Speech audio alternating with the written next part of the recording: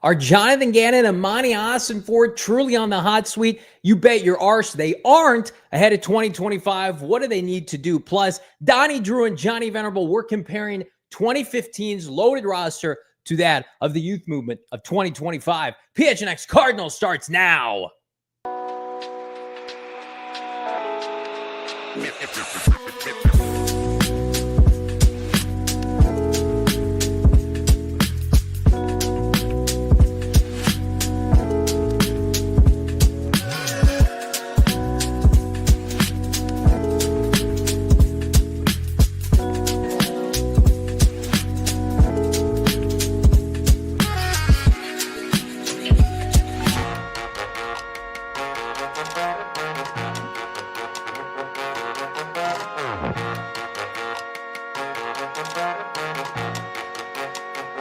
Hey, welcome in. From Studio K, presented by our friends at Circle K. It's the PHNX Cardinals podcast, your premier #1 Arizona Cardinal podcast. Like and subscribe. Leave us a 5-star wherever you get your programming. I'm Johnny Venerable.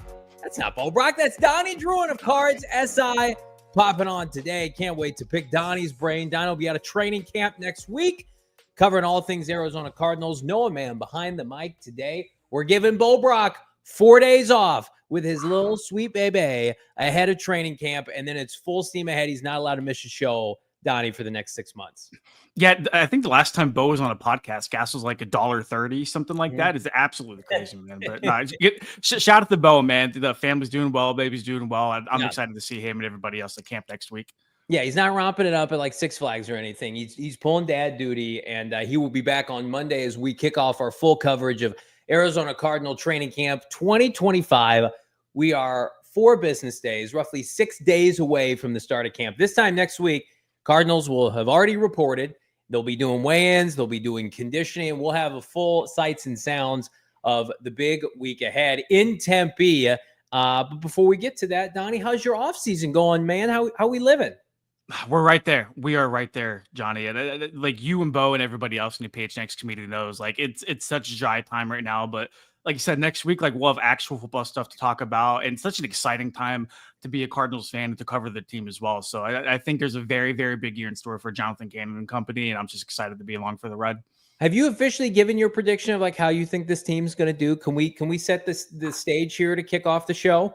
I don't think I've given like an official prediction. I'd say around like 10 wins, like 9 to 10 wins is kind of what I'm expecting. I would love for 11 or 12, obviously, but there's a lot of potential with this 2025 squad, but that's good and bad because unfortunately we won't know what this team looks like until we get about mid-season.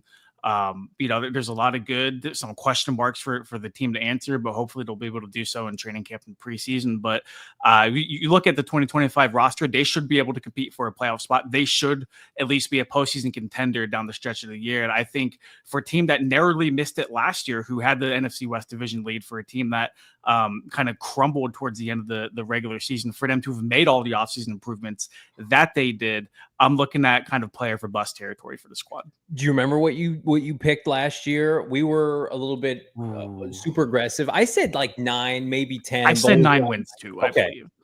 So you had 9 wins. They should have hit that. Frankly, they just missed it, which was unfortunate.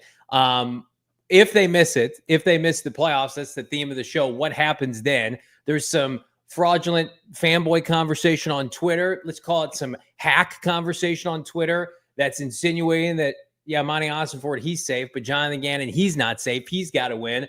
Let's just kick off this show dispelling that straight up. So I'm going to tell everybody, as we do on this show, heard it from multiple people, Jonathan Gannon is safe beyond 2025, so much so that I can tell you this definitively. I know Michael Bidwell wants to sign both Gannon and Ossenfort to extensions.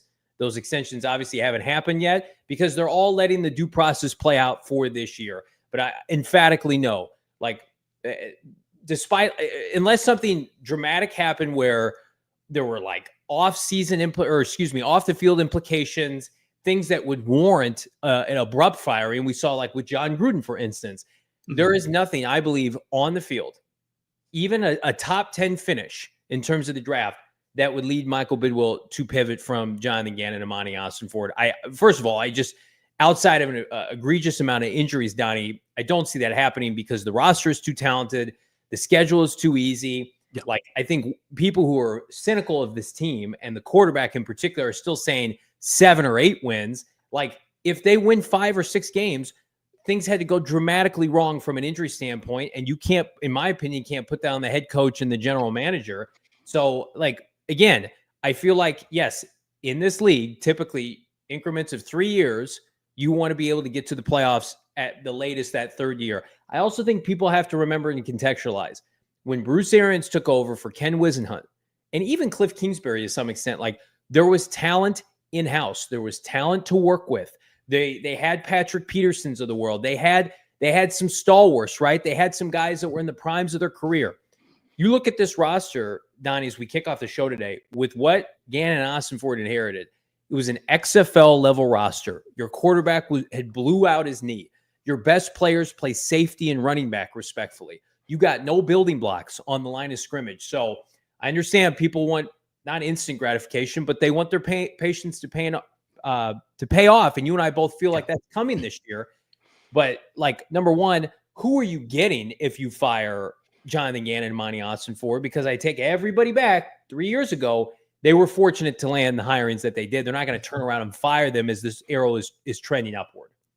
Yeah, I think people have to remember there were people like you and I rushing to passer for the Cardinals whenever Gannon first took over the roster, and they Ossenfort got not like a lot of fire or hate for what he did, but like he did the right thing. He stripped the roster down to its bare bones and said, look, if we're going to reset, we're going to hit this reset button the right way. We are going to rebuild things from the ground up like it should. We're not going to be the prior regime like Steve Keim and try to convince ourselves that we're just a couple pieces away and like this can be like a quick turnaround. No, like we have a franchise quarterback.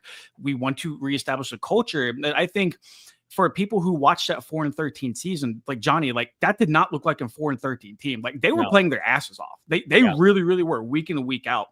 There was maybe one game, and I think that was the San Francisco game, where I really watched all 60 minutes. I'm like, okay, like they really got outplayed. Like they got taken behind the woodshed. And so for them to double their wins from 23 to 24, and then for them to have the offseason that they did this past year, yeah, there are expectations of making the postseason. Yeah, if playoffs don't arrive, and obviously everything needs to be contextualized, but like there should be some conversation surrounding like certain people. But even if they were to finish with a top 10 pick, like you said, there's a list of people who are going to be gone from the organization that are not named Jonathan Gannon and Monti Ossenfort. They're not the first guys. They're not even the second guys that I'm thinking of, Johnny Venerable, whenever it comes to trying to eradicate any problems that might arise from this year. I'm a Kyler Murray advocate, and I want it to work out, and I believe it will. They haven't even gotten to like choose an heir apparent to Kyler Murray if Shib hits the fan. Like they haven't, I know a lot of people term it as they haven't gotten to pick their own guy yet. I believe Kyler Murray is their guy, but like they haven't had the opportunity to draft. Keim had 2 first-round quarterbacks to burn through, right? He signed Sam Bradford in free agency for $20 million. He obviously traded for Carson Palmer that worked out, but like there were a lot of swings by the former regime. And I also think like Monti Ossenfort and Jonathan Gannon are very much tied together. They came at the same time. This is not Ryan Poles and Ben Johnson where you're flip-flopping head coach GM of your other offseason. I also believe like Jonathan Gannon holds a ton of influence in that organization into the direction that they're going, like their strength and conditioning, the nutrition program. Those are things that the casuals on Twitter don't think about, the people that are insinuating that Gannon needs to win this year. I also just want to throw out, like, if they were to ever part ways with Jonathan Gannon, then you need to turn around to the rest of the NFL and it's like, this guy is one of the best things we have going. He made us competitive again. He changed the culture, but he's not good enough for us. For the Arizona Cardinals that have no Lombardi trophies, right? I just think, yes, you caught lightning in a bottle with Bruce Arians. That's not going to dictate every rebuild moving forward. That's the outlier. You're finally doing something authentic with team building, roster construction, which we're going to look at here in a little bit, comparing this year to 2015. To me, it's like Jonathan Gannon and Monti Ossenfort have such a stranglehold in the best possible way on the football piece of this franchise. If I'm a fan of this organization, and I think Michael Bidwell has had a good run the last 18 to 24 months, roughly. The last thing I want to do is like, oh yeah, get these guys out of here. Let's start over. The roster's in a better spot. Like, right. When people look at this team, There are questions about, and I posted this the other day, there are questions about the quarterback. People have questions about Marv, right? And the talent on defense might be overvalued. The one common denominator is, but you know what, Jonathan Gannon, he can coach. He's a great head coach in the making. Yeah, I think the questions surrounding Kyler moving to 2025 are fair. I think other questions on the roster, Johnny, are fair. But when you look at the quote unquote bubble that guys like Ossenfort and Gannon have, they've earned that. They have very much earned another opportunity to coach. And Michael Bidwell's been a very, very patient owner. It's just dating back to the last regime. Like, how many head coaches did Steve Keim burn through before enough was enough, right? You know, I think Bidwell, from an ownership perspective, has learned the lessons that he did from the last time around. Said, hey, you know what? If for whatever reason this season goes south, we'll evaluate. We'll need to make some changes if we need to. But if we're going to get rid of Jonathan Gannon or Monti Ossenfort after one bad year when expectations were above surface level, what precedent am I setting? What example am I setting for the rest of the league? And also, I want to make it very clear, if for whatever reason Jonathan Gannon was fired after this year, he would be one of the first head coaches to be snagged up in the coaching cycle next offseason.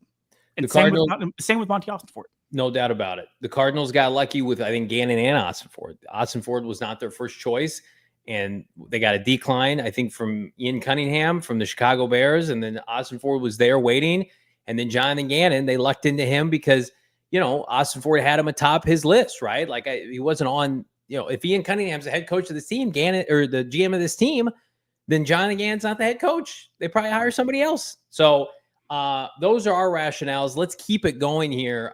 Producer Noah, we just put together a list of like what's trending in the right direction for the Arizona Cardinals under this regime, and why we believe that the arrow is firmly pointed up. You don't bail water, you don't bail man overboard on something that clearly the rest of the league views as a safety net. So here it is: why Gannon and Ossenfort are safe, Donnie. 28 drafted players from 2023 to 2025. These first couple are Ossenfort specific. And again, players have to hit. They have to play well. But guess who's developing them? Your head coach. They're currently 4th in cap space, but this might be even better. They're bottom 5 right now in the NFL in dead money. Now, that could change if they decide to release Bilal Nichols or Justin Jones, and they have to figure out what to do with Sean Murphy-Bunting, whether it's a buyout or an agreement because he got injured away from the facility. But then on top of that, extended franchise, you know, icon, stalwarts, James Conner, Budda Baker, and Trey McBride. So those 4 things, very Ossenfort specific. And then Donnie, look at Gannon. First winning record at home since 2017. And other fan bases might poo-poo that, laugh at that. It's like, no, State Farm Stadium has been a dismal home environment for Cardinal fans for the better part of almost 10 years. And he is doing his damnedest to change that. I personally love what it sounds like they're doing with season ticket holders that are greedy, the people, the 1%ers that are selling to opposing fan bases every year to make money. They're doing away with that. And then you look at the division. Swept San Francisco last year. I don't care what people say. Like, people are slobbering all over the Niners this year. They swept them, and I think have an opportunity to do the same thing this year. A very respectable 3-3 versus the NFC West. But Donnie, beyond that, they were competitive against Sean McVay. They could have swept Sean McVay.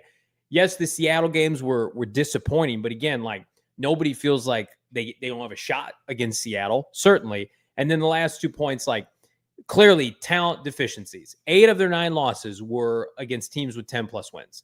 So, like, other than the Carolina game, which came at the end of the year when this team was out of gas, when the personnel deficiencies caught up to them, they were competitive in a lot of those losses too. Minnesota specifically, the Rams game at the end of the year. But then you saw early on, Washington, the Packers, like the Cardinals, needed more talent. They needed more talent, specifically defensively. And then I'll just throw this in here. Like, Jonathan Gannon got Nick Rallis to come with him from Philadelphia when the Eagles wanted to keep Rallis as their DC. You know, we hired Drew Petzing, which has been a good hire. It still remains to be seen. Can that be a great hire? And then even this offseason, they lose Clayton Adams, who was promoted from an offensive line coach to an OC with Dallas. And he immediately gets coveted Justin Fry, who was in conversations with 4 other teams. Gannon gets it done in about a span of about 36 hours. And so, like, you lose that. This is the first time since Bruce Arians, when you've been able to court free agent coaches and players alike, that's gone in an instant. If you hire Joe Blow, OC from Tennessee, or whatever the fan base calls for, if this team wins 8 games this year. So I think it's just important to contextualize all that. No, absolutely. And I think people need to remember, Johnny, that we're entering year 3 of a rebuild. Yeah. The Cardinals are very much ahead of schedule from where their expectations were heading into 2023 and 2024. The Cardinals, if you would have told somebody before the beginning of last year, hey, entering 2025, the Cardinals are kind of in playoff or bust mode. It's not like everybody's on the chopping block if they missed the postseason, but like this team is good enough and talented enough with a good coaching staff to where if they do miss the postseason, there's going to be some questions that have to be answered. If you told somebody that a couple of years ago after that 4-13 season, they would have taken it. They would have absolutely taken it. And I think it's important to remember too that the mess that they had to clean up from the prior regime the last couple off seasons, they're just now having their own opportunity to get their own guys in the building, to really reap some of the fruits of their own labor, building through the draft, getting all of the dead money stuff figured out, finally spending this offseason whenever it didn't make sense last offseason. I remember everybody and their mother wanted Christian Wilkins in Arizona last offseason. Like, thank goodness they didn't do that. And like, you know what, if we're going to be fair, some of the guys Monti has brought in, Justin Jones, Blau Nichols, Sean Murphy Bunting, the guys you had to pay, we could throw Jonah Williams in there too, haven't really hit their price point. Whatever, that's cool. But this offseason, I thought they did a great job in terms of talent acquisition, both through the draft and free agency. And it's a little too early to tell that this is going to be year 3 of Ossenfort's first draft class. But like the early returns that we've seen on these guys, Johnny, everybody from the draft classes to a couple free agents here and there, like it's promising. It's very, very promising. We'll get to the potential that this team has a little bit later in the show whenever we're comparing 2015 to now. But it's so hard to predict what they're going to do, but you have to be encouraged. All signs are pointing up for the Cardinals moving into 2025. Every single one. And here's the best part about it, in my opinion, is you felt, and we're going to talk about 2015 right around the corner, so stick around here, is that you felt with some of those Arian teams, like I remember when they hired Bruce Arians, I was sitting with my dad and I was like, I like the hire, but man, he's 60 years old. Like, and the team stinks. Like, how quickly can they be relevant? Turns out pretty fast, right? But there was a shelf life to that. It's like this team, as Ken points out in the chat, slow and steady burn, right? Building blocks, solid drafts, double, triple, double, home run, draft picks, and viability. And get yourself in a position where if Kyler Murray takes the next step, okay, here we go. Lightning in a bottle. Let's keep it going. If Kyler Murray, for whatever reason, can't get it done, this roster is ready to support a rookie quarterback, or a bridge guy can take you to the next level. Like that's what you inevitably want. And Gannon and Ossenfort unequivocally deserve that window where it's like Kyler Murray's making a decent amount of money, not a ton compared to a lot of quarterbacks now. Let's try to win now with Kyler Murray. If it doesn't work out, which you and I are on the same page, we believe it will. If it doesn't, then Gannon and Ossenfort can get together in 2026 and say, okay, we have Kyler. We know what we have and what we don't have. Do we need to add a quarterback in the draft? Do we want to bring in somebody via free agency? Like Bo and I have already talked about it. Like Kyler Murray would be the belle of the ball in free agency. He'd be the best quarterback, in my opinion, that you could acquire as a free agent. So it's like, okay, you draft a guy in the second round and you develop him, right? Like this franchise has had so many, I don't want to say so many peaks and valleys, really just valleys. And then you get like a peak here and there. The Arians years, the Palmer years, the Wisenhunt years with Kurt Warner, and then 1 year at Cliff Kingsbury. It's like, you felt those rebuilds, those rosters were built on kind of paper mache, where it's like, man, we just need this kind of production from so-and-so, and he's in his early 30s, right? They're not building that team this way. And to sit here and say like, well, unless they get it done this year, they have to just basically get somebody else to steer the ship. You're going to see the influx of the youth movement pertaining to this roster. We're going to do it right around the corner. Donnie and I are going to go through 2015 Cardinals versus 2025. Offense, defense on both sides of the ball, building blocks, faux building blocks, and then how many secret potential contributors did 2015 have? Not very many, compared to how many guys could emerge this year and beyond. Don't miss it. That's coming up on PHNX Cardinals. So fired up to have my guy Donnie in the house today. Fired up also because it's over 110 degrees outside. If you want to take care of your heating and air bill the smart way, how about a smart thermostat help you manage your energy costs? Again, works with your APS rate plan to help you automatically adjust the temperature in your home. Did you know for every 1 degree you raise your thermostat, you could save up to 2 to 3% on your cooling costs? But you got to remember to do it right now. Be smart. Get an APS energy efficient thermostat with the app today. Again, check them out right now at marketplace.aps.com. APS customers may be eligible for smart thermostats as low as $0 when you enroll in the APS Cool Rewards program. If you already have a smart thermostat in your home, give them a call, contact them. You might be able to access those cool rewards. But again, free installation, marketplace.aps.com. Got to be an APS customer. Shipping and taxes, other restrictions apply. Again, go to marketplace.aps.com for more information.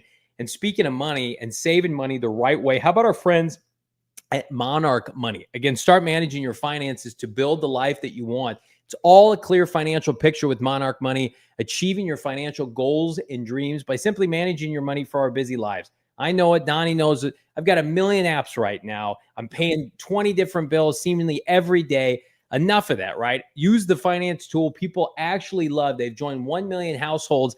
And according to the Wall Street Journal, ever heard of them? They're the best budgeting app of 2025. Again, you can track individual goals, shared goals. You can take a look at check-ins, money-free drama is gone. Again, check it out right now. You can even access the financial advisor or tax pro at no extra cost. Get control of your finances with monarchmoney.com.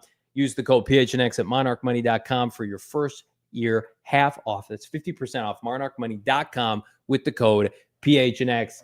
Give him love to my guy Donnie today. We're looking for 300 plus likes on a football Tuesday. Donnie, did you have a good holiday, 4th of July last week? You do anything fun?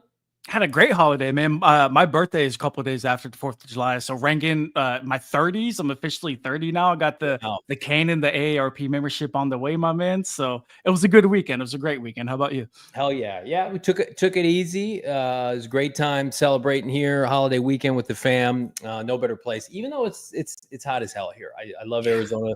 I know people are cynical to it in the summer.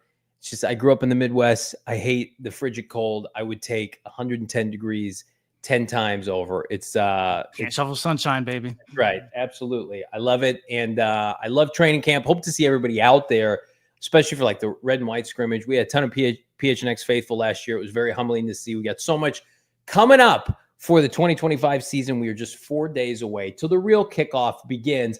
But before we go forward, we got to go backwards. Now I went on Twitter and I put together a very tongue-in-cheek meme of the Costco guys at a wrestling thing.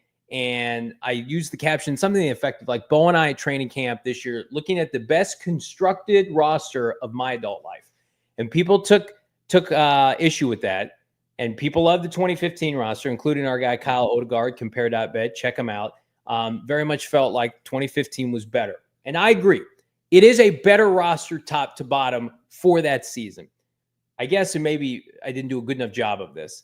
Constructed means, in my opinion, like fortified this roster for the long haul. Like like you're constructing a house, right? You want it to last 30 years. That's what I feel like the Cardinals have done. So, Donnie, before we take a look at the two rosters comparatively, what do you remember about that 2015 team? Were you covering the team at the time? Certainly watching the team at the time with the rest of us. Like, what stands out to you really 10 years ago? Yeah, watching the team, I wasn't covering them quite yet. I just remember the electricity around the valley, Johnny. It's just so phenomenal. It's so cool whenever the Cardinals are good and everybody rallies behind them. State Farm Stadium's it's rocking, man. That 2015 team was one of the best cases of that. Obviously, not the ending everybody out here wanted, but like one of the truly special seasons that the Cardinals have had in recent memory. And I think there's a pretty good shot that hopefully sometime in the near future that success can be replicated. But you're talking like Carson Palmer, who apparently I'm a doppelganger of, according to the chat. Every show I pop on in here, I get reminded of that. What a 31-year-old Larry Fitzgerald, like David Johnson, and then like the no-fly zone defense. I mean, just like a lot of nostalgia and a lot of good memories whenever I think of that football team. Yeah, it's the best. It's the best regular season team for sure. But I mean, like my biggest argument always is like the end of the year, they flamed out. Yes, they lost Honey Badger, and that was probably the biggest deterrent. But like Palmer got hurt. He hurt his hand, right? The offensive line got banged up. They lost pass rushers.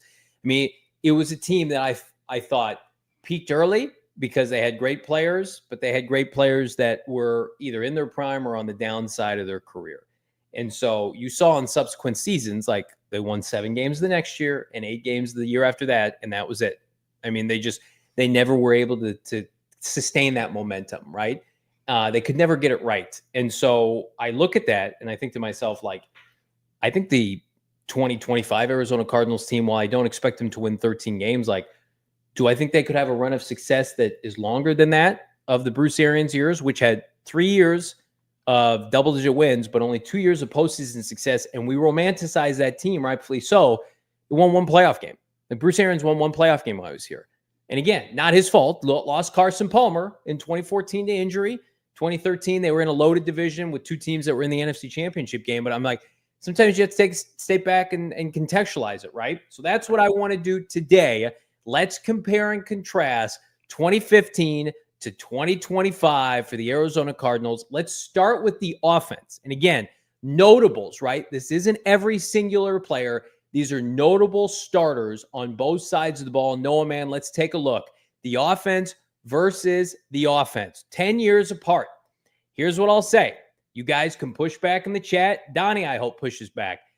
We have highlighted what I have deemed, Donnie, building blocks, guys that you're like, oh, that person's definitely going to get extended. That person is a long-term stalwart of this franchise.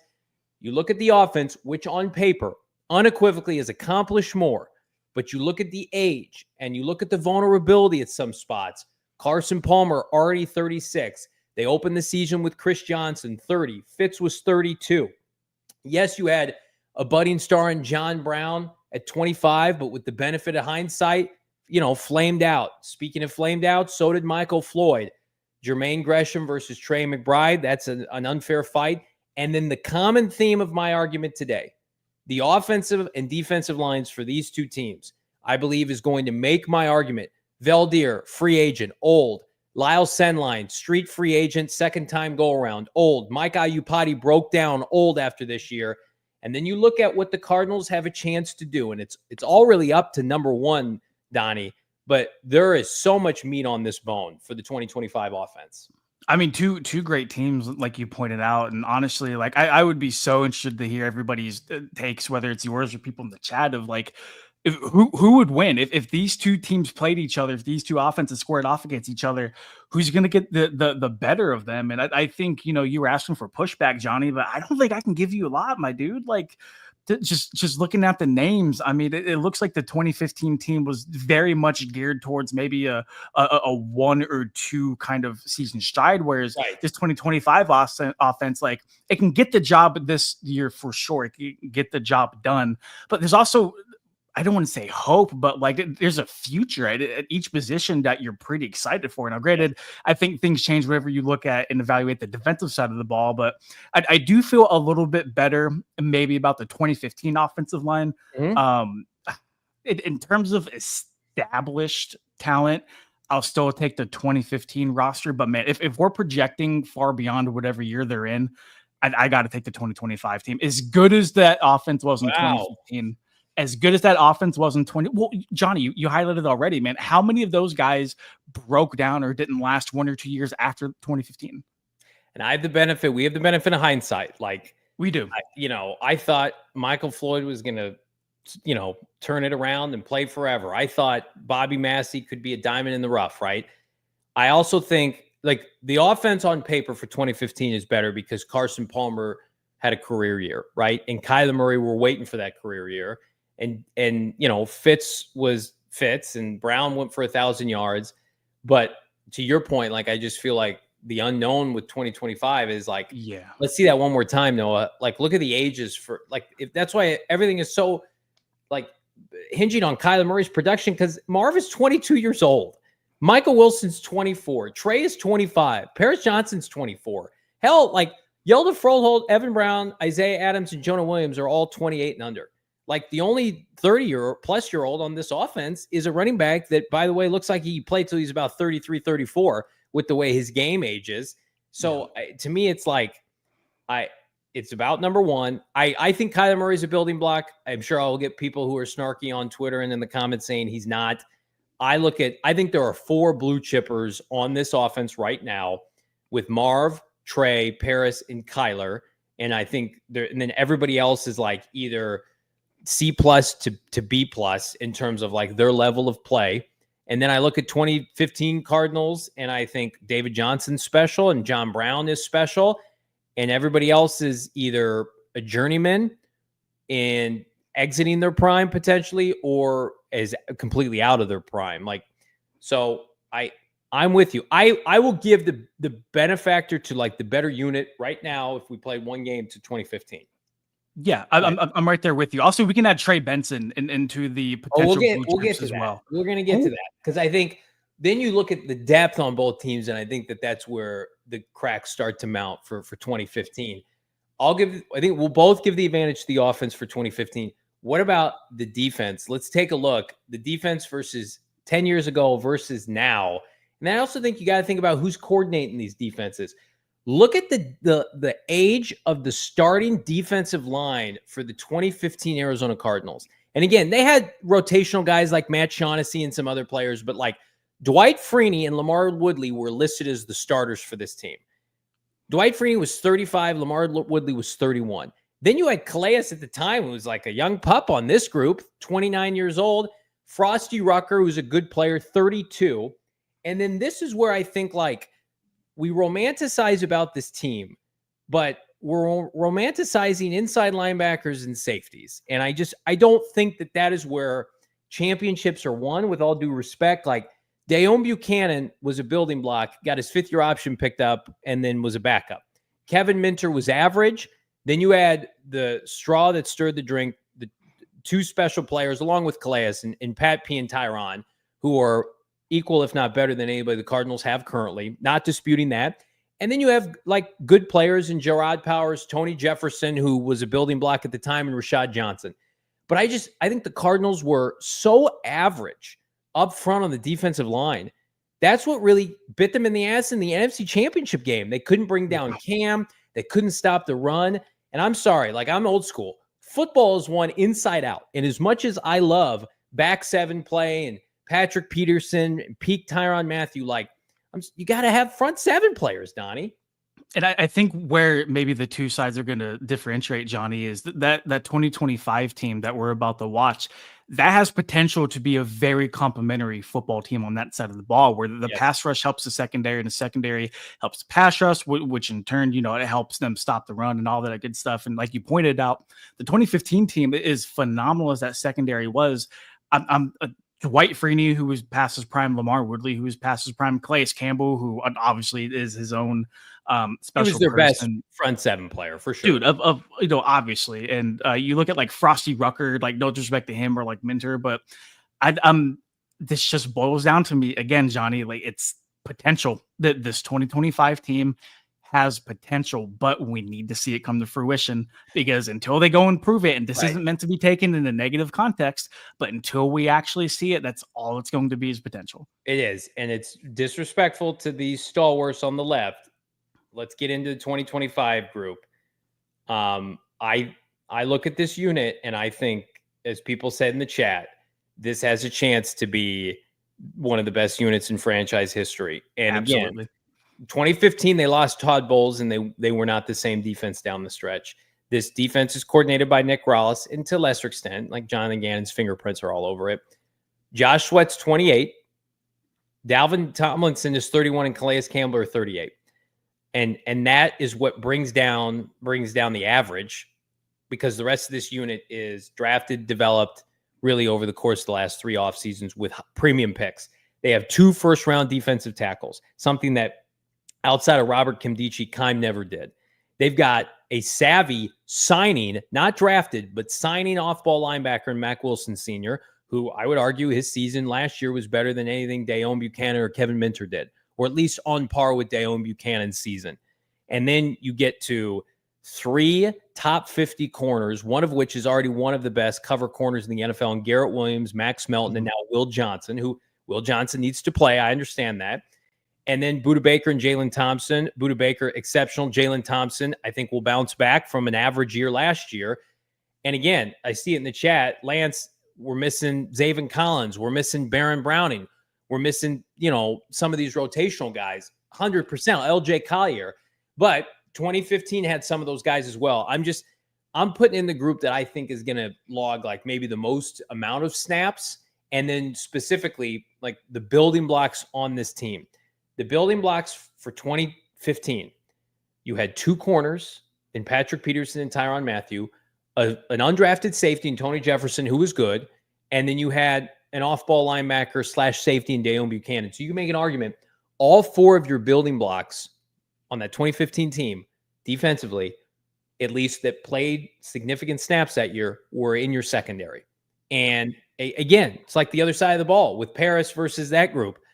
This 2025 team, like Walter Nolan, Darius, and we'll get to some of these other players, and then of course all the corners that you add on top of that. It's just, to me, it's a much better bet to be better long term. Yeah, I think there's a not an embarrassment of riches, but like you have depth at those positions. You have depth where you feel comfortable heavily rotating those guys, and I just think that the talent, top to bottom, both the floor and the ceiling for a lot of these position groups for the 2025 defense, and everybody in the chat I think is on point. Like, it does have potential to be special, and I love how you brought up who's coordinating these guys, because Nick Corrales, if everything goes to plan for the Cardinals this year, may be getting a head coaching gig next offseason. That's a very real possibility. It is, as much as that would suck, I think Corrales very much has the respect and the attention of everybody around the NFL, and now that you gave him actual ingredients to cook with in the kitchen, I'm so excited to see what he can draw up. Absolutely. Let's take a look at that list one more time. Again, the building blocks comparatively, I don't think there's any comparison. I'm sorry. Like, they have 2 players that could make the Hall of Fame: Patrick Peterson, Tyrann Mathieu, and Calais Campbell was 29. The rest of that group was pretty interchangeable. I think the 2025 Cardinal defense, we're talking about a group, like, I'm downplaying Josh Sweat. Like, I barely spoken about Josh Sweat, who is a big ticket, free agent signing at 28 years old. I'm downplaying Max Melton, who played good football at the end of last year. And then I see people in the chat, and they said, well, Johnny, what about Rabbit Taylor Demerson? What about some of these rotational guys? Let's go into, if we could, Noah, our secret stash. No, it's not under our bed. It's not hidden in our closet from our parents. This is our secret stash. Potential top 120 contributors for 3 years. Okay. 2015 versus 2025. And look at the depth and the value that the Cardinals have to tap into compared to Kimes years. Okay. I'm going to quickly run through Kimes guys, because 2 of them are notable. Okay. DJ Humphries was a complete, absolute liability at left tackle, had to be redshirted, and did not hit his stride for about 3 to 4 years until Cliff Kingsbury got here. Okay. So that pick, yes, it had a nice shelf life. You got minimal impact for about half a decade. Troy Nicholas was a mega bust, and it was already basically decided by the time 2015 rolled around he couldn't play. Marcus Golden's the best player on this list that contributed that year. I think he had 4 sacks on the 2015 team. Excellent pick, great player. But then it's like Kareem Martin, average. Alex Okafor, below average, screwed around in the postseason, remember, and like got hurt before the NFC Championship game, screwing around in a pool. And then Rodney Gunter was an average nose tackle. Then you look at the group now where we're downplaying a second-round edge rusher, yes, coming off an ACL and B.J. Ojulari, but everybody told us with the Cardinals that we spoke with was set up to have a monster year. Trey Benson, who's their RB2, who averaged 4.3 yards per carry, a top 80 edge rusher this year in Jordan Birch. Tip Ryman, who's not my cup of tea in terms of where he was picked, but plays a lot of football for this team. Elijah Jones was a top 90 pick last year. Rabbit Taylor Demerson, I think, is a star in the making. And then, oh, by the way, Cody Simon could be starting an off-ball linebacker later this year. Yep. So you look at these contributors, and it's like, I know the path for all of them to play this year. The path on the left-hand side for a lot of those guys was murky because it was being blocked by aging veterans. So you look at these kind of roster comparisons for the depth on this team that has been drafted and developed. Like, I think it's easy which one you'd like more. Absolutely. I think the point you highlighted earlier, where we do have the benefit of hindsight, and looking back at that 2015, like under the bed in the bin contenders or contributors, excuse me. Yeah, DJ Humphries eventually panned out, but like you said, it took a little bit for him to get going. Marcus Golden was a good edge rusher, but nothing phenomenal outside of that. And it's no slander against him, but as the 58th overall pick, like you're kind of hoping for a little bit more like bang for your buck there.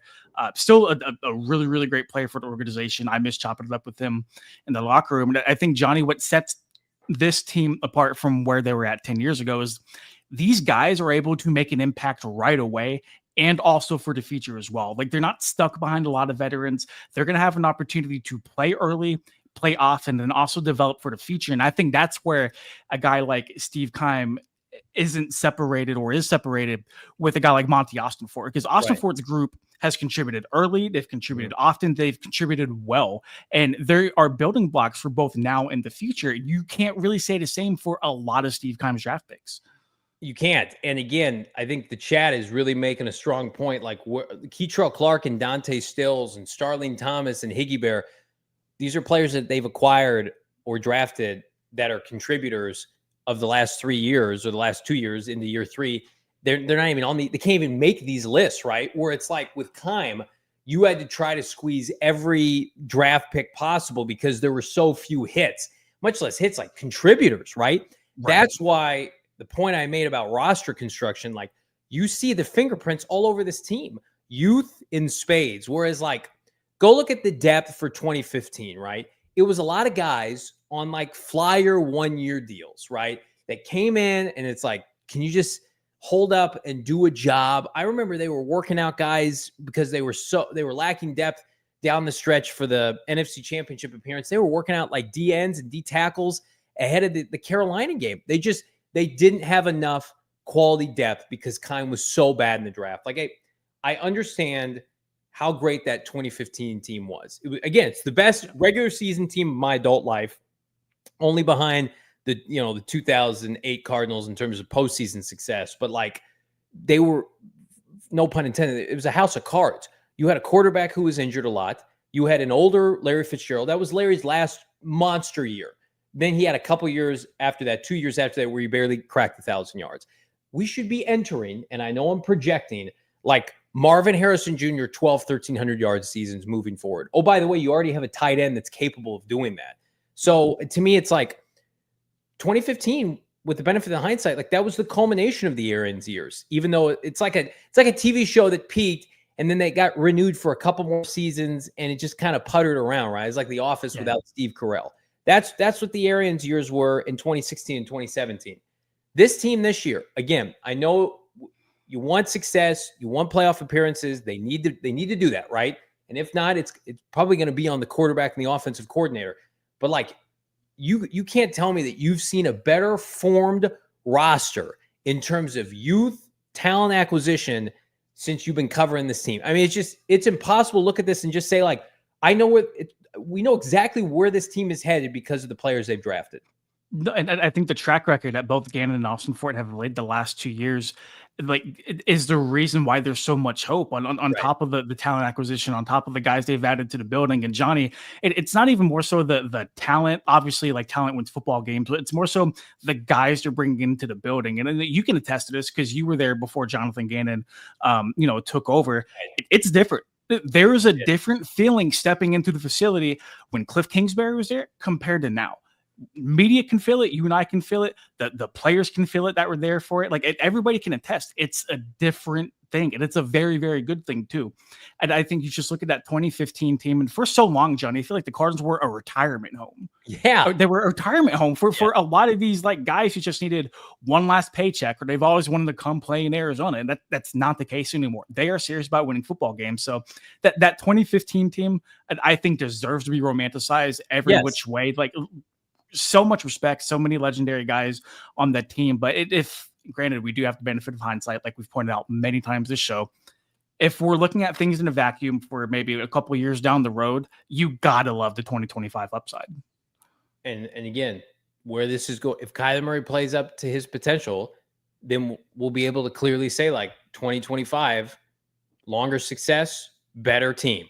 If Kyler Murray does not, then we're going to say like, yeah, great collection of talent, and they're looking for somebody else. And I think that like That's where Carson's going to have the trump card, because Carson was, he was the MVP through like 3/4 of the season, and then Cam really kind of took over, and but Carson Palmer and Larry Fitzgerald and that receiving core really was the key to that team, and the defense was complementary. It's like, what have we been saying all offseason?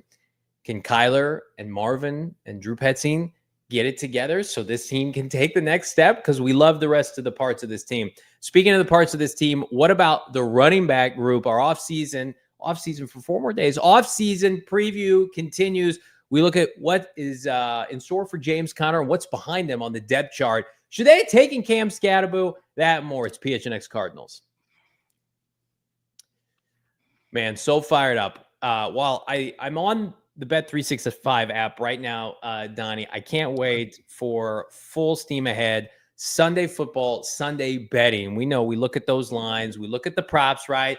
Check out the futures right now. They've pioneered live in-game betting. New customers can get $150 in bonus bets when you bet 5, win or lose. Sign up, use the code PHNX365. Deposit just $10. Place a bet for 5, and you get $150 in bonus bets. Again, win or lose. Right now, again, whatever the moment, you can never go wrong with Bet365. You got to be 21 years and older, physically located in Arizona. If you were someone you know has a gambling problem, wants help, call 1-800-NEXT STEP, or text NEXT STEP to 53342, or visit problemgambling.az.gov for more information. And speaking of information, I got all the insight right now on Empire Today, your premier place for new flooring and installation. Why is Empire Today your best bet for a new floor? They live and breathe flooring, and they're going to help you every step of the way. It's a whole different ball game. Their flooring experts bring the showroom right to you. Again, pick a flooring of your choice. See how it looks in your house. Get precise measurements and more. Plus, how about this? A free estimate today. Schedule it now.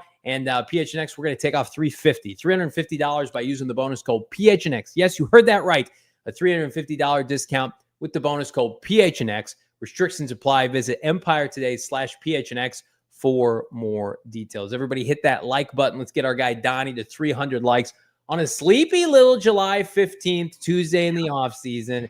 Again, inching our way toward next week, and on full display will be the running backs room. And again, we've talked about a lot of position battles. This is probably one of the most secure rooms for the Arizona Cardinals as we continue our offseason preview.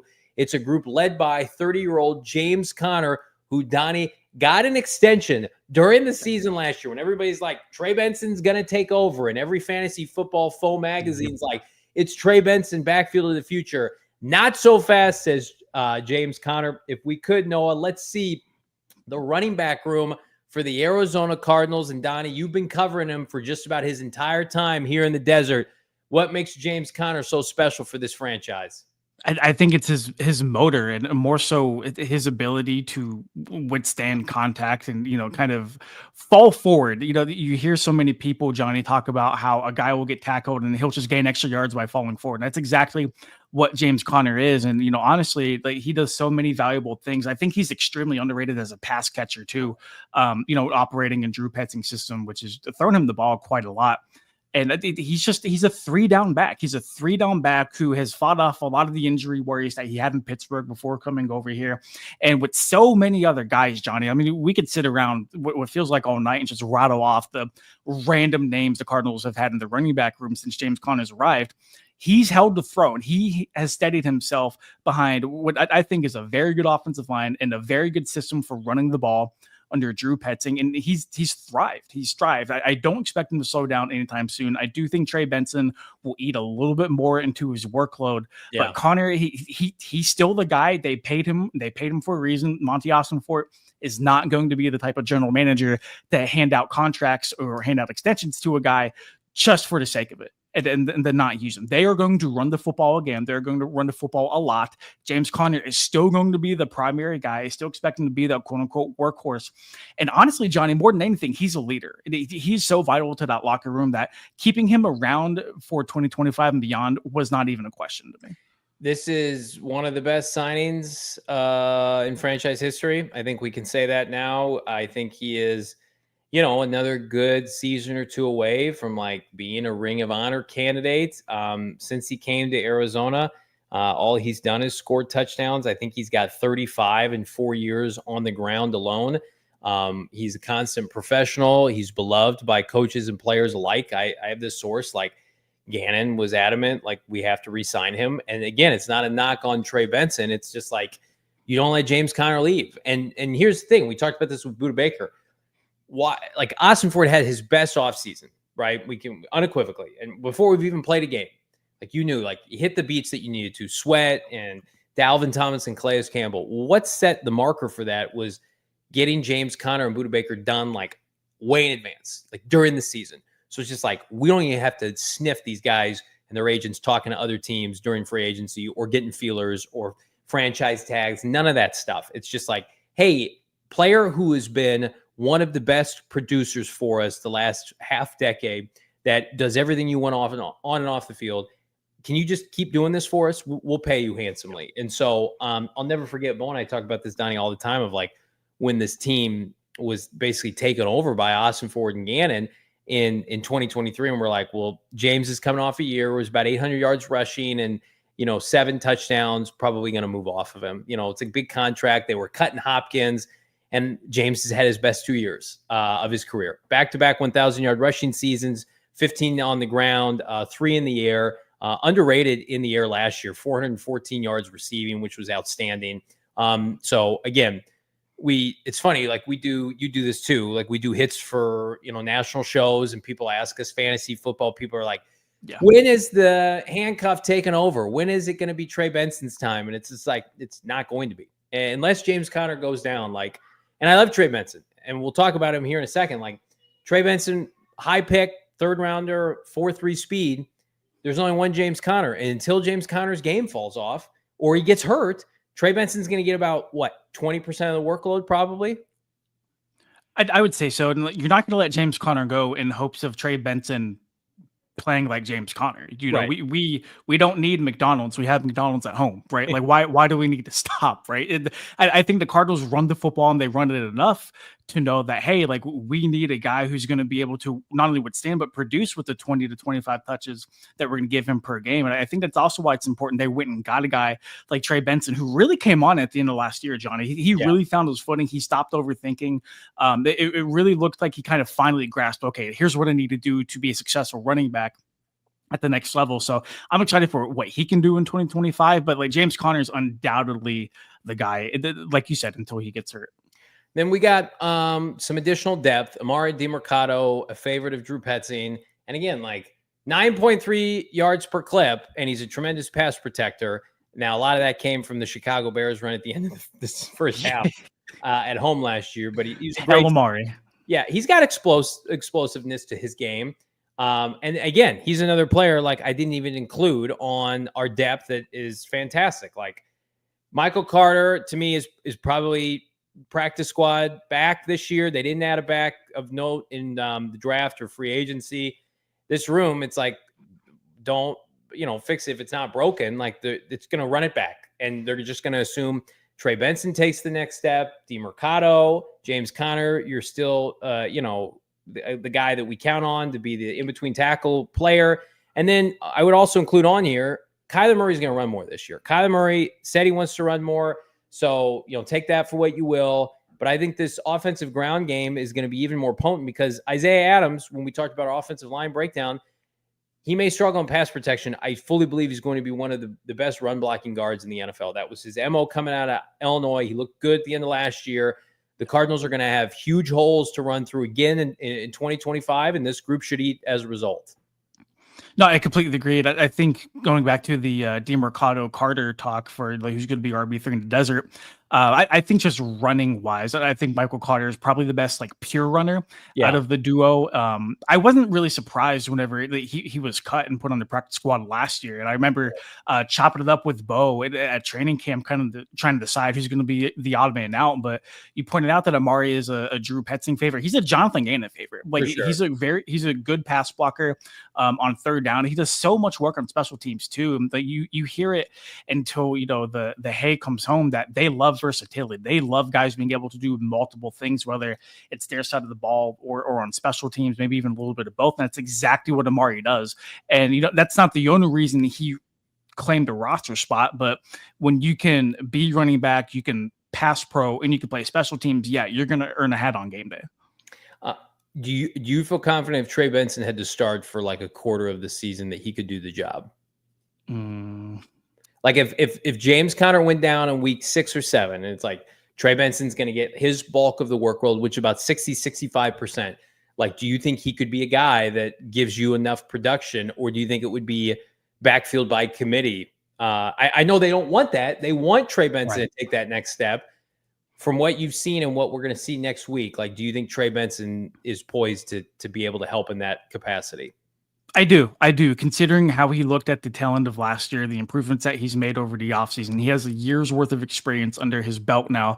I think by midseason, he'll have even a better grasp of what being an NFL running back is going to be. Is he going to replicate James Conner numbers? I'm not super sure. I don't want to say that you could just easily replace a guy like JC in the lineup, but Johnny, if you remember, like coming out, like Benson was the second running back off of the board in his draft class. He was a home run hitter at Florida State. He was a one cut and see you later kind of guy. That doesn't disappear.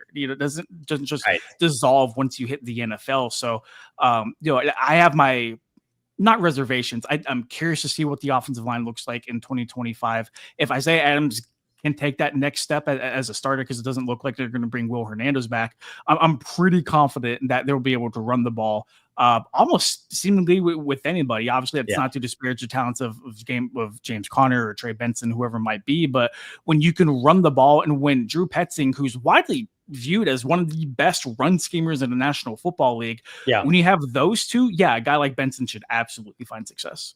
How do you feel about the running backs group? Do you think the Cardinals should have added in the form of maybe a certain ASU running back, or do you like the potential for this group? Drop a comment, leave a like. Super chats and more coming up. It's PHNX Cardinals. Speaking of coming up, how about this special coming up right now with our friends at Circle K? Buy one, get one free Doritos. How about it? Only available right now for a few more days via Circle K.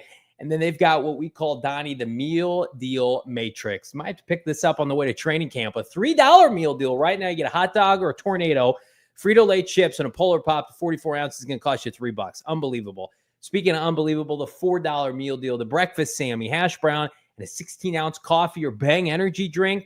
And then the coup de grace, the chef's kiss, 2 slices of za, and a 20-ounce soda or Polar Pop, $5. Join the Inner Circle for free by downloading the Circle K app today. Terms and conditions apply at participating locations. Visit CircleK.com for more details. I'm going to tell you right now, my wallet's thick because of Circle K, as well as our friends at Monarch Money, of course. We talked about it earlier. How about Mountain America Credit Union? Right now, you're in the market for a new credit union.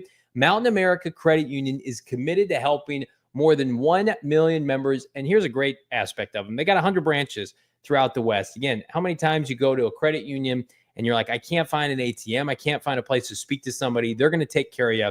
Again, get 2 times the points on rewards credit cards through July 31st. Use your Mountain America rewards card and watch those points pile up. Love points. Perfect for gas, groceries, travel, home projects, and more. Again, check them out right now. macu.com/double. That's macu.com/double. Again, loans on approved credit offer can change. Can be withdrawn at any time. Limited offer. Terms and conditions apply. Super chats are rolling in, but first I got to plug my guy, Donnie Druin. Check out his work right now. You can follow him at Donnie Druin on Twitter. And, of course, check him out. Repping the Arizona Cardinals on SI. What have you been pumping out on the website lately, Donnie? A lot of aggregation stuff, man. There's nothing to talk about now, but I think we're kind of turning the corner to where we start previewing a training camp. So expect a lot of that content on the site. Heck yeah, I've been writing for the site since 2024. A must read. So much good content here in the Valley. Donnie is no exception. We got good content coming around the corner. It's overtime here on PHNX Cardinals on a Tuesday. We appreciate everybody jumping in from one of our many streaming partners. It's time for your super chats. Robust super chats today. Kicking things off with our guy, Shaft. He is a stalwart in our community. We appreciate you, Shaft. Hope to see you soon this fall, my guy. Still having trouble posting on the live chat. Oh, no. I can only do super chats. Which position group today? RBs. I'm guessing it's wide receivers. Okay, that's coming up. If someone doesn't step up, who can stretch the field? Trade time? Well, let's take full stock, Donnie, of the wide receiver group, which I think if you look at 2015 to 2025, like that probably is a big gap for a lot of people. Like if Cardinals have trouble at the receiving core this year, like where do they turn in your opinion? Ooh, I think you're really hoping Marvin Harrison Jr. takes that sophomore surge. Everybody's hoping he does, and the rest of the room, it's kind of just hoping they follow suit. And that's coming from a guy who's a very big Michael Wilson fan, and obviously we've seen what Greg Dortch can do when he produces, but it doesn't feel like they just have that like it factor next to Marv. That's why you see so many like trade scenarios right now. I mean, Terry McLaurin obviously is a very hot name. Obviously, he would be phenomenal to add to the roster, but like this isn't Madden. You can't just easily make a trade like that. I'd be interested to see if they go early on a receiver next year, depending on how things shake out. I don't hate a lot of the moves that they made. I was kind of critical on them not adding another weapon for Kyler Murray this offseason. I think running it back for the sake of continuity, it can be a good thing. But the definition of insanity is doing the same thing over and over and expecting different results. So I'm not sure what this year is going to bring. I do think Marv takes the next step. I'm a big Michael Wilson guy. We'll see what happens with Greg Dortch, and then Zay Jones and the rest of the depth is kind of whatever to me. Yeah, I think Zay Jones, like, had it not been for his suspension, I think he would have produced last year. He had a good training camp. He had a couple of catches down the sideline, hauling balls in from Clayton Tune and Desmond Ridder that I was like, oh, this guy can help the team. And then really never just caught back up from his suspension. So maybe he picks up where he left off, but they don't have a true like stretch the field guy, and with all due respect to like Greg Dortch, like that's never really been he's been like more of a yak guy in his career, and he's in a contract year. I know that there was whispers, and I haven't been able to double source this, that like they were kind of in on Luther Burden in the second round of the draft. And then he goes to Chicago, and I think they got the better player, obviously, in Will Johnson. But like they were sniffing around some wideouts, but certainly not early like a lot of people figured they would be. I do think Bo and I have talked about this, Donnie, a good amount of time. It was in our offseason mock-up of things we wanted to have happen. Christian Kirk being traded to Houston for, a throwaway pick. They inherited his money from Jacksonville. I think that if we look back and we're like, this passing game looks good, but they need an over-the-top guy, I wonder if that was a missed opportunity for a guy that he's not as productive as he was like his peak year here and then, the 1,100-yard season in Jacksonville. But his yards per catch last year was still 14. He's always been a big yards per catch guy. And we saw it with K1 early on. He's got a rapport with K1. He could stretch the field. That, to me, was there to kind of flex your money muscle in free agency of like, and the Cardinals still have money. It's like, we can take on this contract for a year and splurge a little bit because there's not a player the caliber of Kirk like available in free agency that could help us. So you're just going to have to hope that if Marv takes the next step, a lot of these problems are going to take care of themselves. And I'm with you. I'm a huge Michael Wilson fan. Obviously Trey's Trey, but then like, what happens if Marv had to miss, God forbid, like a couple games? Like they would have to go full court, like Army Navy style offense with, Drew Petzing would love, but like, do not put that in the universe because the last thing Drew Petzing needs to hear is, hey, let's run 4 tight end sets out there. Yeah, he would love that. It would be a problem. So we'll see what happens. Definitely, like they do have Quez Watkins on the roster who did run a 4.3. And when you look at guys who can like stretch the field and maybe take the top over a defense, just in terms of speed, maybe he can be that guy. But he didn't play last year. There's no established guy who can really do that. That's the biggest thing. I think for a lot of people, is like we like Michael Wilson. He's not established yet, right?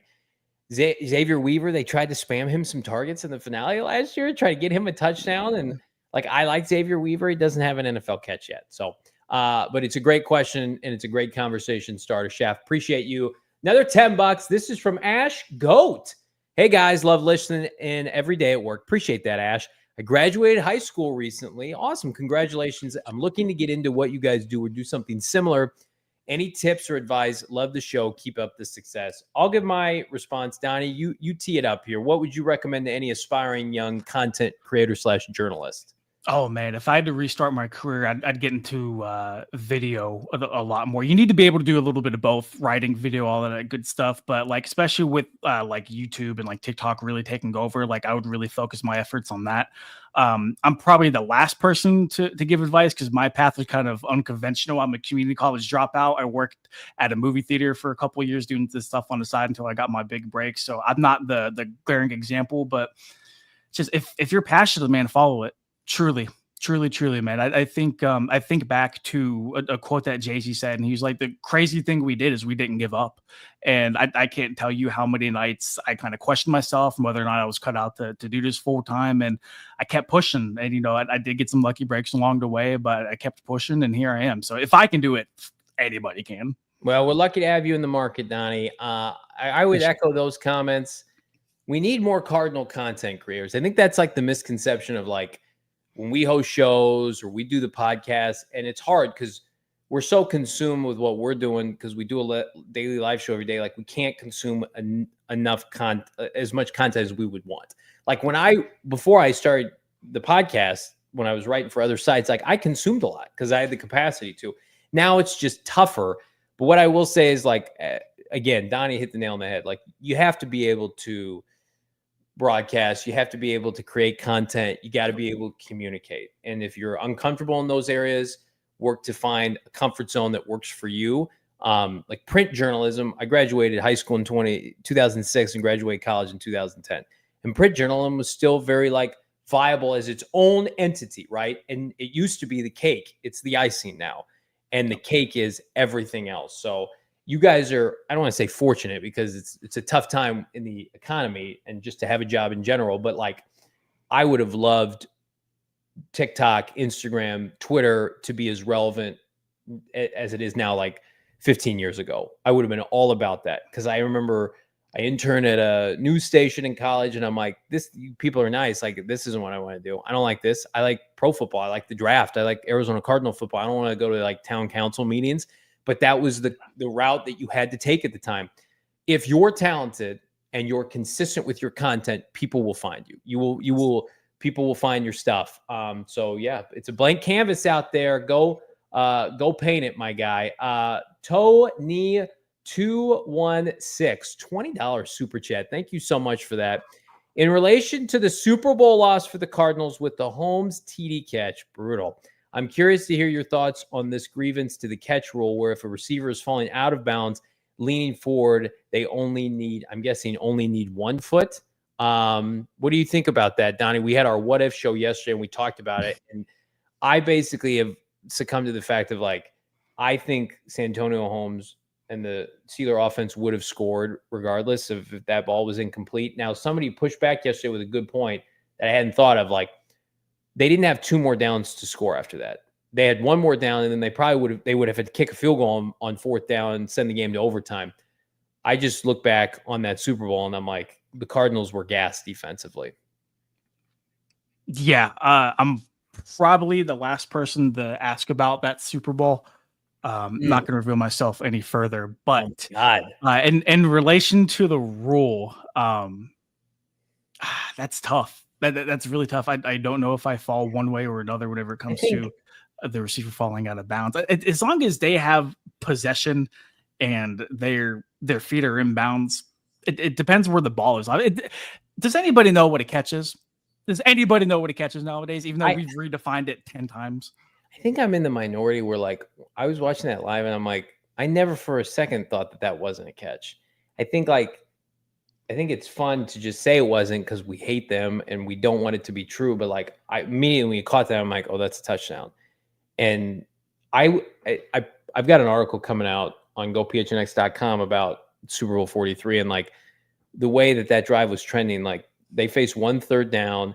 Roethlisberger was a maniac. They couldn't cover Santonio Holmes. Like, I had basically given myself to the fact that like no one was going to make a play, right? And it was a shame. But the article kind of emphasizes this. I was already kind of dead inside. But thank you so much, Tone Neal, for that super chat. How about this from our friend Dana, who's now Red Feather Workshop? Appreciate you, Red Feather Workshop. $2. Who wins the speed roll, Quez or Xavier Weaver? Or does it matter? Because that's the fifth wide receiver. Will they even play? They really like Xavier Weaver, man. There's a reason he was on the roster last year, but also like Watkins he's a Gannon guy. Like he really, really is, man. And like we've seen people like Zach Pascal like carve out like certain roles with the team, and other guys who've previously played under Gannon at various different spots. Speed role, man. If we're talking about who's going to win in like a foot race, like maybe Quez, but like we'll see what Weaver can do, because I think Weaver's going to have another good training camp. I really do. He was good last year, and then he's been in their strength and conditioning program for the entire offseason, and the people in Colorado love him. Thought he should be drafted, but yeah, I'll go Xavier Weaver. I missed the second half of Toe's super chat, back to back, $9.99. Thank you so much, Tony. To get the toes in for a catch, but if the receiver is falling backwards, they need both toe and heel for a catch. Oh, okay. In my opinion, it should be toe and heel, which would make the Holmes catch an incompletion. Well, that would be a huge change to how, the NFL deems like what's a touchdown, what's not. I do think it would be tougher to get the full foot in, but I know the NFL wants more points. They want touchdowns. They want passer ratings to be high. They don't want defensive football to dominate, but I'm old school with you. Like I want it to be harder to score touchdowns for sure. So, but yeah, that would be a lot for sure. And these receivers coming from the college game, Donnie, we know like only have to have one foot in. Yep, and I think it's a subtle but very, very big difference at the same time when that extra foot needs to be down. But in terms of like heels or toes, whatever, I'm just in the camp of it. Are both feet down? Do you have the ball? Cool, call it a catch. Right, for sure. And Marv had a lot of toe tap touchdown catches last year, so hopefully we need to see more of that. We appreciate everybody. We want to see more of you, my guy Donnie, Druin. Again, tell everybody where they can find your fabulous content, my guy. I appreciate it, man. Yeah, follow me on Twitter, X, whatever the cool kids call it, at Donnie Druin, and then si.com/NFL/Cardinals. Appreciate everybody jumping on today. We did it. 3 more days until training camp kicks off next week. I got my guy Espo in the house. Manana, he was supposed to cover earlier this month. Now he's back, and he's back for vengeance. In the meantime, drop us a like, leave us a comment here. Push back. What do you think about 2015 versus 2025? Become a diehard at GoPHNX.com. Again, now is the time. We got new merch dropping ahead of the season. You will not want to miss that. For Donnie Druin, producer Noah, who crushed it today, I'm Johnny Venerable. We're back on Wednesday. Peace. We all silly like the mayor.